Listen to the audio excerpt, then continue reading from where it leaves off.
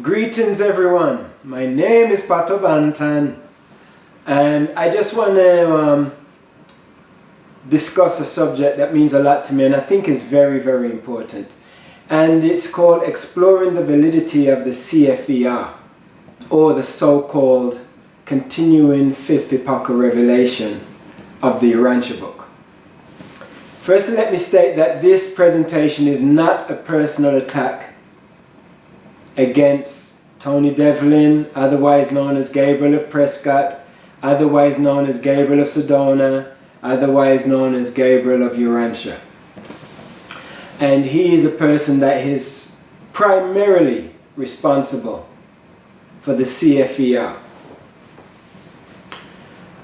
Before preparing this video, I asked Gabriel and his son Amadon if it would be possible for me to interview them, to go down to Avalon Gardens to do a video interview and address these contradictions, conflicts with them so that they could explain it in their own words and from their own personal viewpoint. But they refused. So I'm presenting this video to give you, the viewer, the opportunity to discern for yourself if the CFER is actually the continuing Fifth Epochal Revelation, or if it is actually a contamination and a contradiction of the Urantia Book. Now this video isn't for everyone. So before we start, I just want to present you with an IQ test to make sure that you feel you're ready for this journey that I'm about to embark on. So here's the first diagram. Can you see what the continuation of this series of shapes is? What is the answer? If you guessed D, or if you're sure it's D, then you're correct. Now look at this next one. Which answer do you think is correct? And remember, the key word here is continuation. It's pretty obvious, right? Yep. The answer is A. And that is how straightforward a continuation is supposed to be. If someone came and gave you any other answer than A, it would cease to be in continuation and would be incorrect. It would be wrong. If someone said it was C, that would not be a continuation. Alright, so now we've got that straight. Let's move on. In 1987, Gabriel claims that he was fused with a celestial being by the name of Paladin, who is supposedly a finaliter. He also claims that in 1989 he was fused with Melchizedek, and during the same year the Archangel Gabriel completely fused with him. Now this is very interesting, considering the fact that the Urantia Book clearly states the thought adjusters are the only spirits of fusion potential to be identified with man during the life in the flesh. Now the reason why we have the potential to fuse with adjusters because they are pre-personal. They don't have personalities. They are infinite beings without personality. We are finite beings with personality. So when we fuse with an adjuster, we give them our personality and they give us infinity. And we become together one being, an infinite personality. The Urantia Book also states that personality is unique. Absolutely unique. It is unique in time and space. It is unique in eternity and on paradise. It is unique when bestowed. There are no duplicates. It is unique during every moment of existence. It is unique in relation to God. He is no respecter of persons. But neither does he add them together for they are non-addable. They are associable, but non-totalable.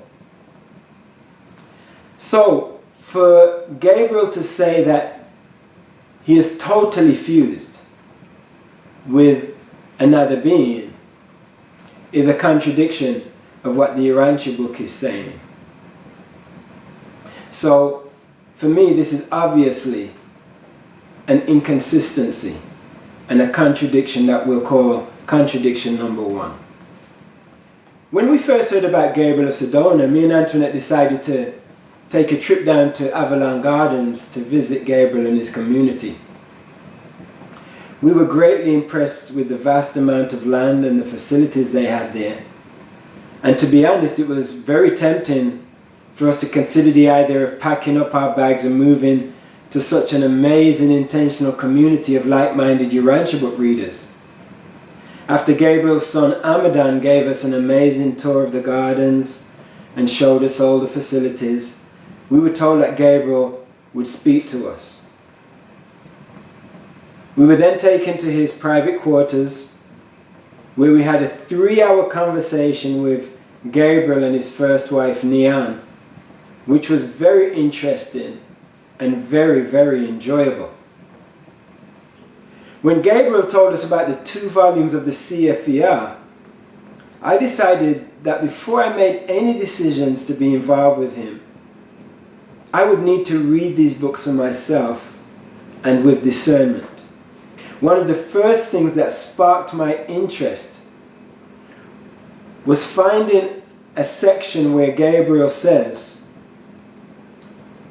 "You should also know at this time that your Urantia book contains other contradictions. If you have not found them, it is because you are not as good a student of the Urantia book as you think you are, for they do exist." I found this very interesting because after reading and teaching the Urantia book for 30 years, I never found a contradiction. I found some truths that were hard to swallow sometimes, but I didn't find any inconsistencies in the book. So, I decided to write him a letter. And in my first letter to him, I said, "Dearest Gabriel, the CFER claims that there are contradictions and inconsistencies in the Urantia book. I studied the related subject about the Caligasti 100, and it seemed to make sense to me, without any contradiction. But you also said there are other contradictions in the UB, so I would like you, or Melchizedek, who he said that he channels, to point these out to me, so I can reach a final conclusion about the CFER within my own mind." He wrote back to me, "Dear Pato, I have devoted all my life to the Urantia book, and neither I nor Nian believe there are contradictions in it. Nian and I discussed this at length, and all that we can determine is that our forum back then in 1992 forgot to put in the word seeming contradictions." So, here he goes back on himself and back on his own continuing Fifth Epochal Revelation, which is supposed to be a continuation of the Urantia book. After saying that there are contradictions in the Urantia book and that we are not good enough students if we haven't found them, he backtracks after I confront him about it and says, the people who put the book together forgot to put the word seeming. That's an obvious, another boo-boo that they've made. So that's going to be inconsistency number 2.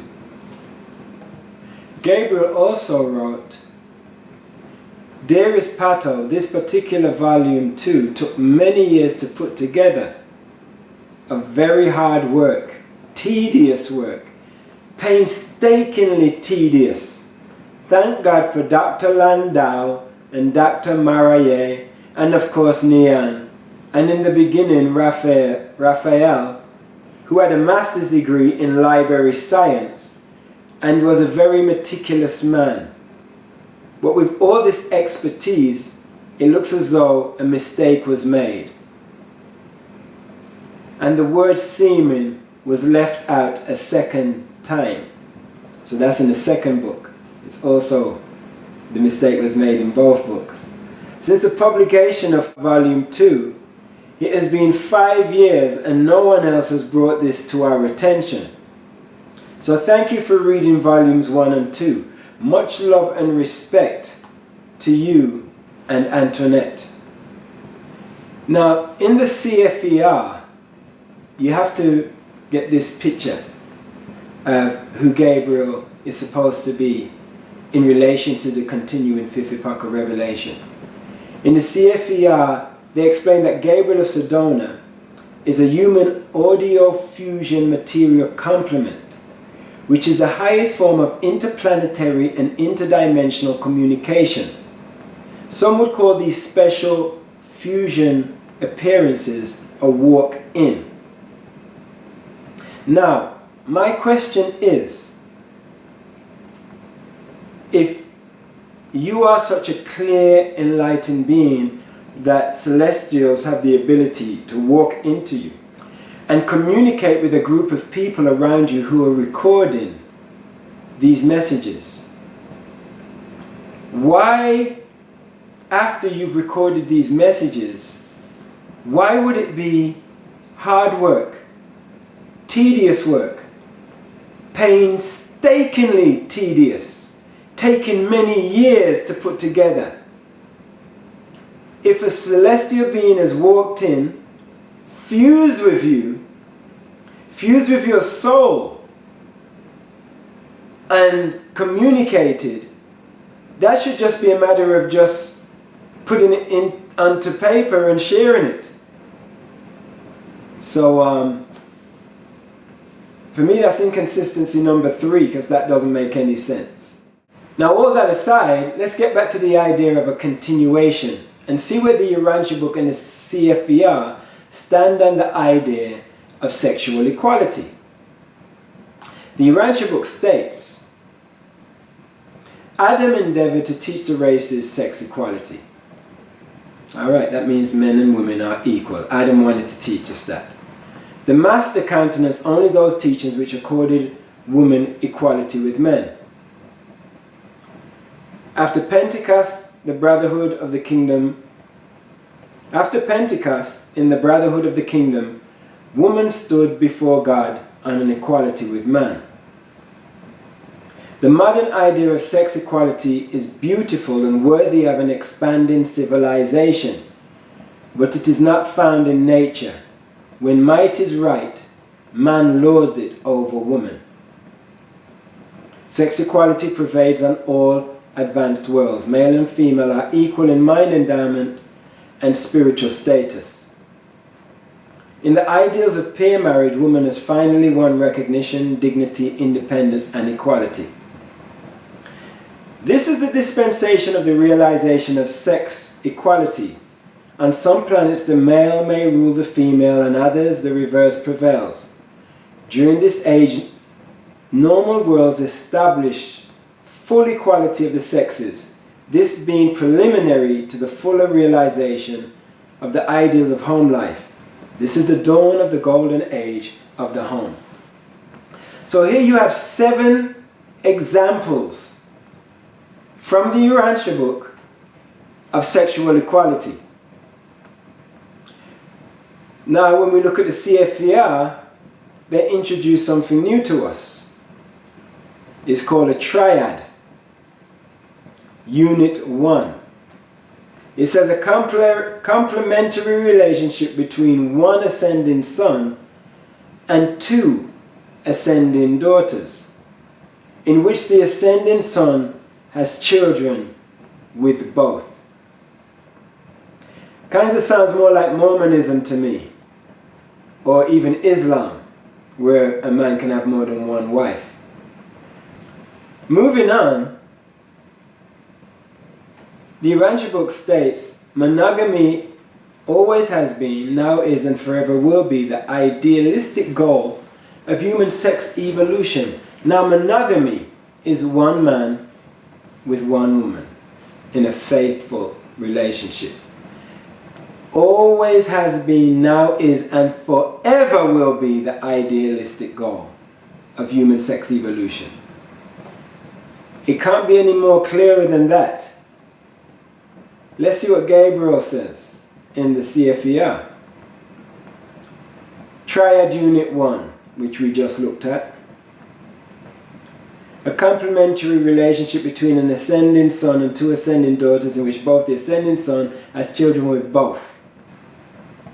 Now, as you can see, a triad unit is 3 people.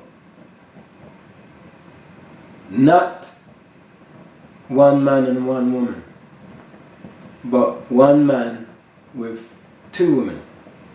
In his book he goes on to say that Nian, Tayande and I are the only trimonad unit in our community. As this inter-universal soul community matures, we expect that other triads or trimonads will evolve. Gabriel of Sedona. So there you have it. He's the only one in his community that's got 2 women, or is allowed to have 2 women. But in the future maybe the other guys can have 2 women too. That is not a continuation of what the Urantia Book is teaching either. Lastly, the Urantia Book states again very clearly, monogamy is a yardstick which measures the advance of social civilization. A woman never can become an ideal mother when she's all the while compelled to engage in rivalry for her husband's affections. Gabriel puts in his Divine Administration book, I knew this was the Father's perfect will.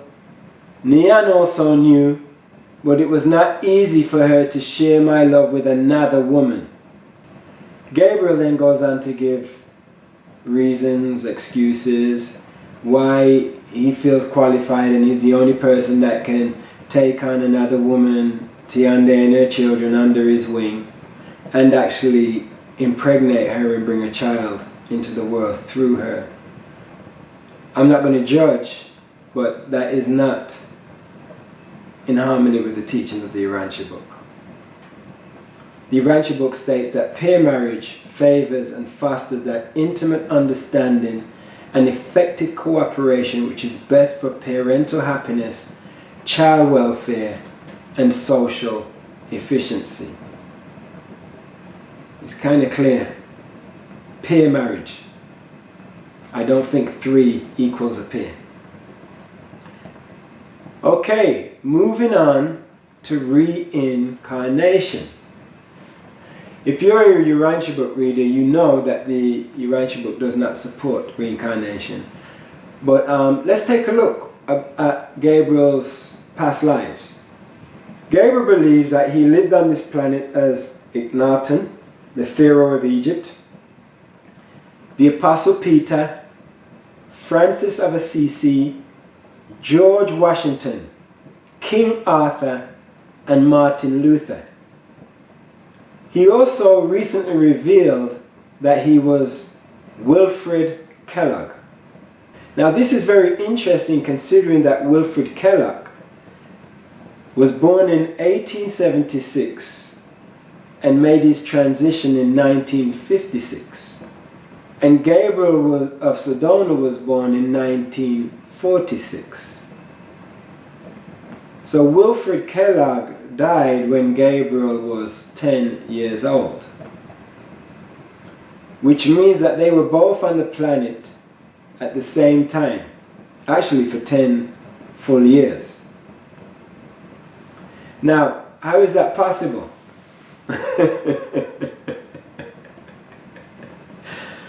Ah, boy. The Urantia Book says, a creator son is not handicapped by time, but he is conditioned by space. He cannot personally be in 2 places at the same time. So, Christ Michael, the creator of the universe of Nebadon, cannot be in 2 places at the same time. But Gabriel of Sedona is claiming that he can. Or he's made a mistake and didn't realize when Wilfred Kellogg left this planet. I'm going to move on to what the Urantia Book continues to say about reincarnation. The Master found it difficult to make men believe that their souls had not had previous existences. Of all the contaminating beliefs which could have become fastened upon what may have been an emerging monotheism, none was so stultifying as this belief in transmigration, the doctrine of the reincarnation of souls, which came from the Dravidian Deccan. This belief in the weary and monotonous round of repeated transmigrations robbed struggling mortals of their long-cherished hope of finding that deliverance and spiritual advancement in death, which had been a part of the earlier Vedic faith. Now let's see what this Divine New Order and Gabriel says. Those who are called to be spiritual educators of the Divine New Order have been put through the fire in past lifetimes and in this one. Many of the members of Global Community Communications Alliance here at this time have had past lives together.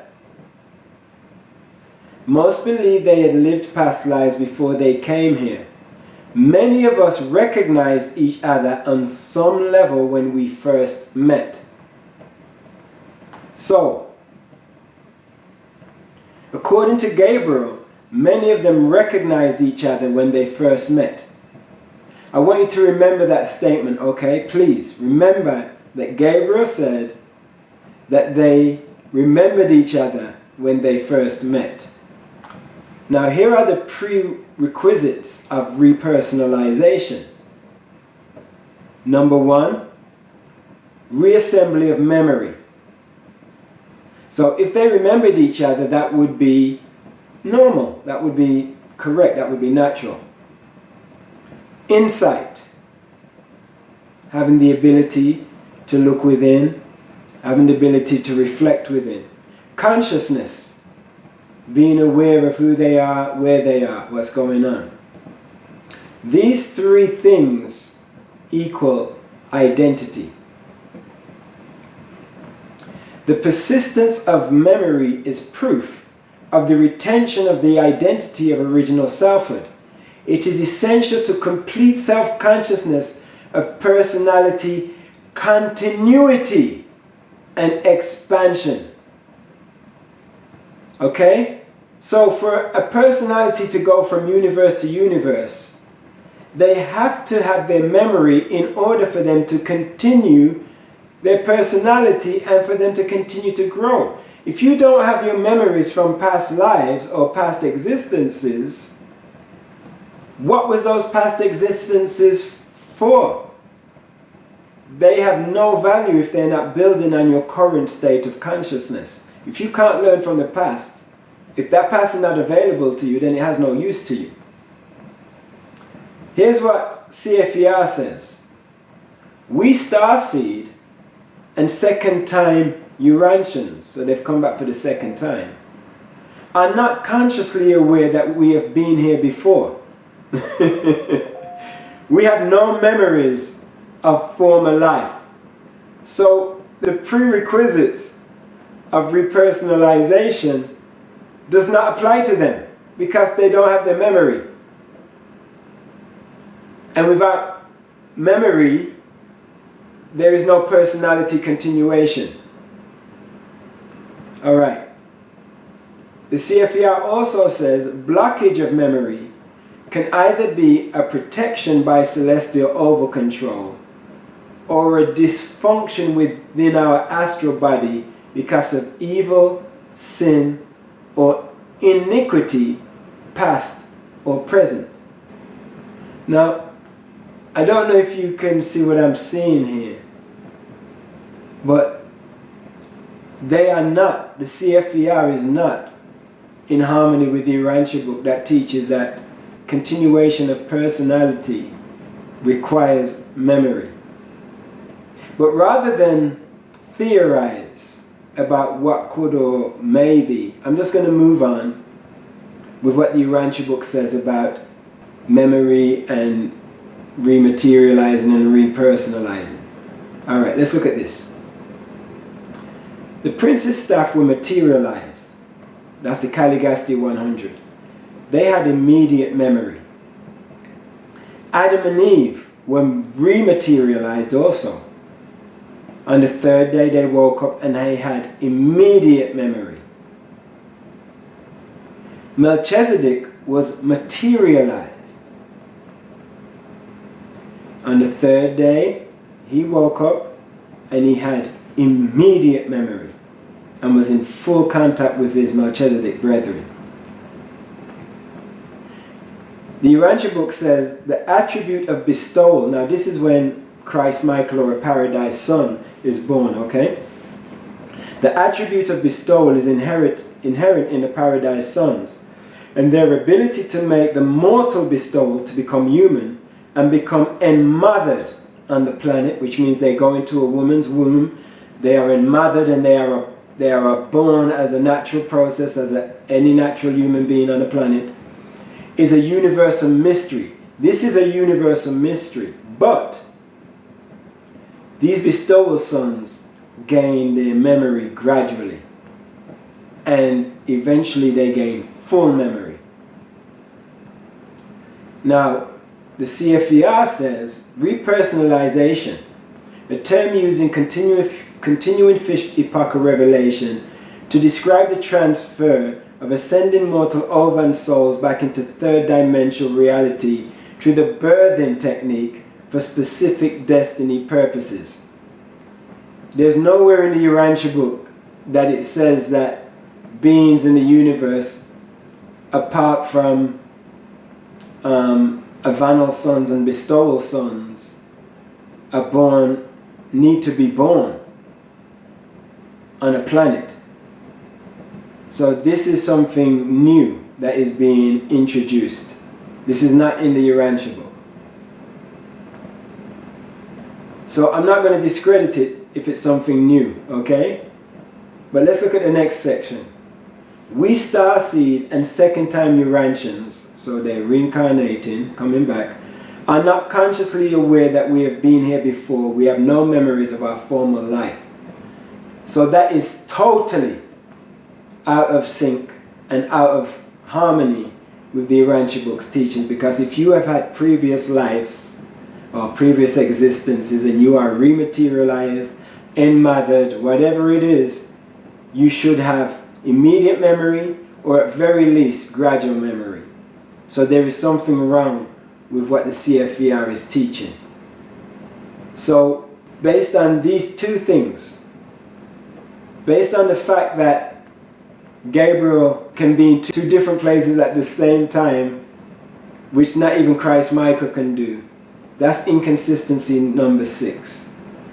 And because these repersonalized beings in Avalon Gardens and Gabriel's community have no memory of who they were before, that's inconsistency number 7. And that is not a continuation of the Urantia book's teachings. Now there are many more examples I could give you to show you why the CFER is not a continuation of the Urantia book. But the last straw for me when I was reading these books was the threat that I found in volume 2 of the CFER, and it reads like this. Yet you still may stubbornly reject it because of your pride. If that becomes the case, even the mansion worlds may not be an option for you upon transition from this planet. Now, these are harsh words, and if I was more timid or afraid of religious authority, or if I had any doubts in my mind that Gabriel could be, the voice of Michael of Nebadon or of Gabriel of Salvington, these words would scare me into rushing down there and bowing to their divine administration. But let's take a look at if this threat, this technique of threatening people to come into a spiritual community is in harmony with the words of Christ.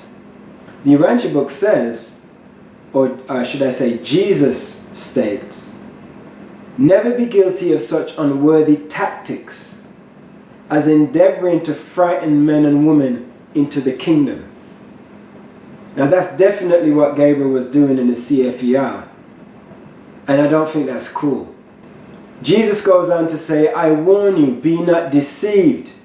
If any man comes to you saying, 'Behold, here is the deliverer,' or 'Behold, there is he,' believe it not. For many false teachers will arise, and many will be led astray.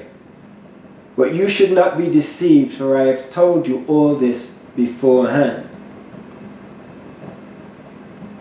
Many people have been led astray in the Avalon Gardens community. When you go down there, you have to sign a contract and give them everything you have, even your credit cards, everything, your car, everything you own, your clothes, and even your relationship. If you go down there as a couple and they believe that you shouldn't be together, Gabriel will reallocate you to somebody else and move your wife to somebody else and move you to somebody else and break up your family, even if there's children in it. And people have gone down there for community primarily, not fully understanding what they're getting themselves into. So I'm just going to warn everybody to be careful.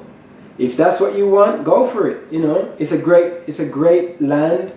You know, they do a lot of great food growing. You know, there's a lot of sharing. You know, there's a lot of good things about being in an intentional community.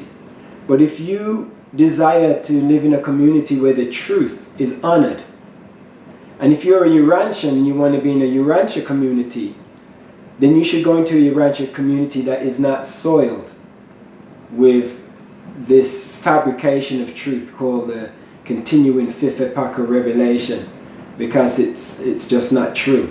It's totally fake and out of sync with the Fifth Epochal Revelation to this planet. Finally, Jesus goes on to say, "Be not deceived by those who come saying, 'Here is a kingdom,' or 'There is a kingdom,' for my Father's kingdom concerns not things visible and material." "And this kingdom is even now among you. For where the Spirit of God teaches and leads the soul of man, there in reality is the kingdom of heaven. And this kingdom of God is righteousness, peace, and joy in the Holy Spirit." Okay, so there you have it.